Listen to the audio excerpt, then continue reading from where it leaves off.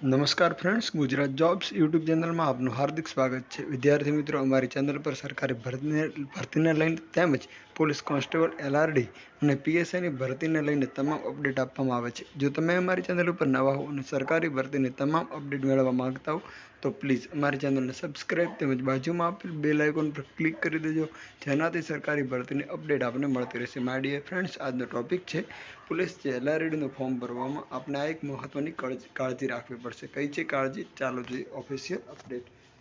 Dear friends, અત્યારે આપ tweet વાંચી રહ્યા છો તે છે હસમુખ પટેલ સરે કેટલીક ટ્વીટ, જેની અંદર બહુ જ મહત્વનો પાર્ટ છે કે ધોરણ 12ના ગુણપત્રકમાં તમારું જે નામ અને અટક આગળ પાછળ છે તેનાથી કોઈ ફરક પડતો નથી. ફોર્મમાં અટકની જગ્યાએ અટક લખવાની રહેશે અને પોતાના નામની જગ્યાએ પોતાનું નામ લખવાનું રહેશે અને પિતાના નામની જગ્યાએ પિતાનું નામ લખવું.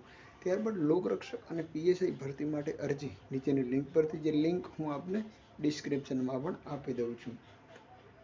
ત્યારબાદ અરજીમાં પોતાનું નામ ધોરણ 12 અથવા સમકક્ષ પરીક્ષાના ગુણપત્રક મુજબ દર્શાવવાનું રહેશે. ગેજેટ દ્વારા કે લગ્નના કારણોસર કે કોઈ ભૂલના કારણે ધોરણ 12ની માર્કશીટમાં નામ ફેરફાર હોય તો પણ ધોરણ 12ની માર્કશીટ મુજબ જ નામ લખવાનું રહેશે. સાચા નામના પુરાવા દસ્તાવેજ ચકાસણી વખતે આપવાના રહેશે. અત્યારે માત્ર આપણે ધોરણ 12નું જે ગુણપત્રક છે એને ધ્યાનમાં રાખીને જ આપનું નામ લખવાનું છે. અન્ય આપના કોઈ બી સુધારા વધારા હશે તો એ ડોક્યુમેન્ટ વેરિફિકેશનની અંદર ક્લિયર કરવામાં આવશે. ત્યારબાદ લોકરક્ષકની PSIની અરજીનો કોઈ આપને પ્રશ્ન હોય તો અહીંયા નંબર આપેલો છે, એનો સંપર્ક કરવાનો રહેશે. ફોર્મ ભરવાના શરૂ થઈ ગયેલ છે, જેની લિંક નોટિફિકેશન તમામ ડાઉનલોડ કરવા માટે ડિસ્ક્રિપ્શનમાં તમે જઈ શકો છો. સરકારી ભરતીની અપડેટ સાથે ફરી મળતા રહીશું. Thank you so much for watching this video. જય હિન્દ.